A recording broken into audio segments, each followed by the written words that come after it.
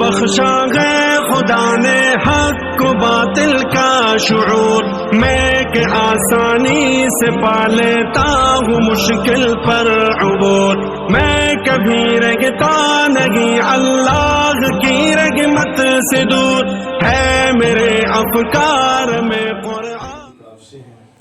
انہیں کی وجہ سے یہ ادارہ چل رہا ہے، محنت کی کوشش سے سارا کچھ۔ ہمیں بڑی خوشی ہوئی ہے کہ ہمارا بیٹا بھی اور باقی بھی ماشاءاللہ بچے حافظ بن رہے ہیں، انشاءاللہ بنیں گے، اللہ خیر کرے سب پہ۔ السلام سارے دوستوں کو میری طرف سے السلام علیکم۔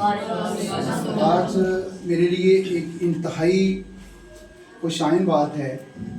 کہ میں نے کوشش کی کہ اللہ تعالیٰ میرے بیٹے کو بھی حافظ قرآن بنائے، تو اس میں قاری صاحب کی محنت ہے اور اس ادارے کی جو مطلب اس میں کوشش ہے، یہ سارا کریڈٹ ان کو جاتا ہے۔ میں نے اوورآل بہت سارے اداروں کا یہ زمان میں وزٹ کروایا اپنے بچے کو داخل کروانے سے پہلے، تو اس میں نے جو فیصلہ کیا کہ دین کے راستے پر مطلب جو دینی اور دنیاوی تعلیم جب ساتھ ساتھ چلیں گی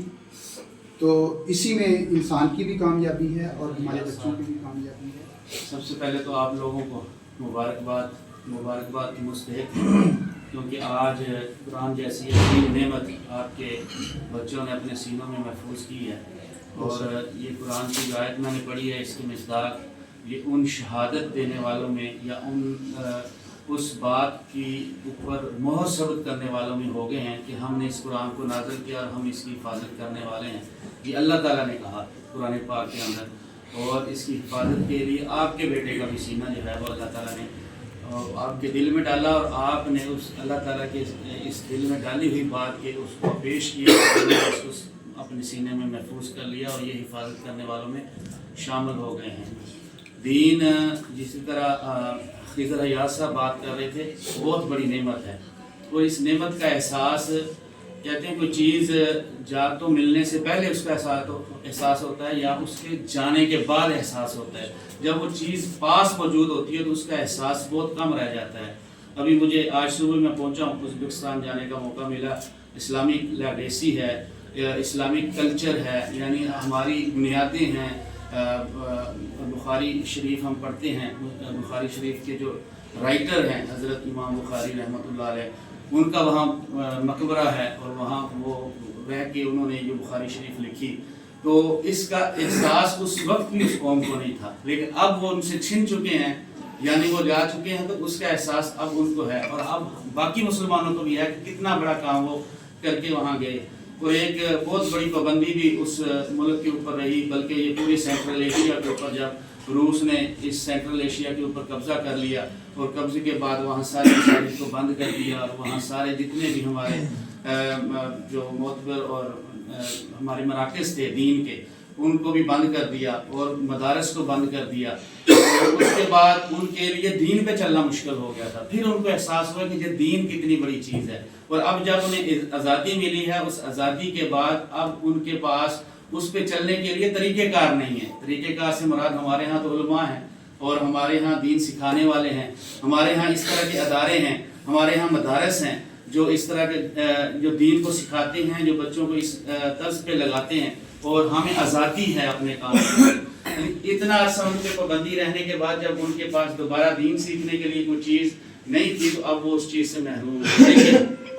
اس دین کی محبت کے اندر اگر میں آپ کو کہوں کہ صبح فجر کی نماز کے اندر بھی بڑی بڑی مساجد 7 سے 8 صفحے ہوتی تھی نماز پڑھنے والوں کی، نمازیوں کی، وہ عمل کی بات خضر صاحب نے بھی کی، ان کی طرف سے بھی آئی، محبوب صاحب کی طرف سے، تو عمل کی بات میں بتا رہا ہوں کہ یعنی اب اتنی تڑپ ہے اس دین کی، دین سمجھتے نہیں ہیں، اس کی سمجھ کے لیے وہ پاکستان کا ٹریول کرتے ہیں یا جنوبی ایشیا کا ٹریول کرتے ہیں، یا اس جگہ آ کے ہمارے ساتھ ابھی فلائٹ کے اندر بھی اتنے سارے ازبک لوگ بیٹھے ہوئے تھے، وہ لاہور آ رہے تھے، کوئی کہیں جا رہے تھے، کوئی رائیونڈ جائیں گے، وہاں بیٹھ کے وہ دین سیکھیں گے، اور ان کو اس کی لگن ہے، لیکن ان کے اپنے ملک کے اندر وہ چیز موجود نہ رہنے کے بعد اب وہ ان کو تڑپ ہے کہ کسی طرح ہماری زندگیوں کے اندر دین آ جائے۔ وہ جو چیز آپ کے پاس موجود ہے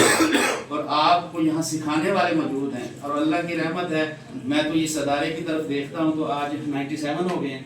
97 اسٹوڈنٹس ہو گئے جس نے اس ادارے سے صرف حفظ کر لیے ہیں، یہ 2 حفاظ کو بتا کے، ٹھیک ہے. تو یہ برکت ہے اس پاکستانی سرزمین، اس پاک سرزمین کی، کہ اس کے اندر ہم رہتے ہوئے بہت کچھ کر سکتے ہیں اور اپنے آپ کو دین کے لیے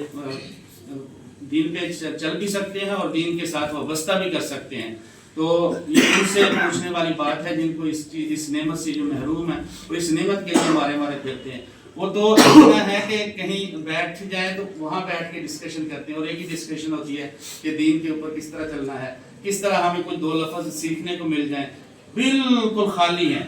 خالی اس ذہن ہے، کچھ بھی نہیں پتا، لیکن عمل کرنے کے لیے بہت زیادہ تیار ہیں. جیسے میں نے آپ کو کہا کہ فجر کی نماز کے اندر بھی 6 سے 7 صفیں نمازیوں کی ہوتی ہیں، عمل کرنے کے لیے تیار ہے. تو بیٹا زندگی جو ہے وہ عمل سے بننی ہے اور عمل ہی سے ثابت کرنا ہے کہ آپ لوگ کس نہج پہ چل رہے ہیں. یہ نہ ہو کہ یہ صاحب نے کہا کہ آپ حافظ بن کے بعد میں نماز پڑھنے سے بھی جائیں. تو اس لیے اپنے آپ کو اس چیز کے لیے تیار کریں اور عمل کے ساتھ وابستہ کریں. انشاءاللہ آپ کی زندگی ایسے سنورے گی کہ آپ کو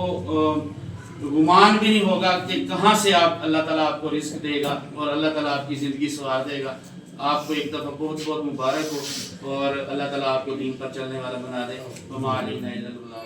کہتے ہیں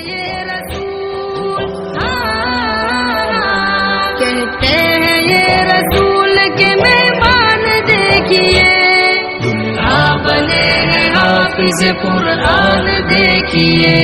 دستار مبارک،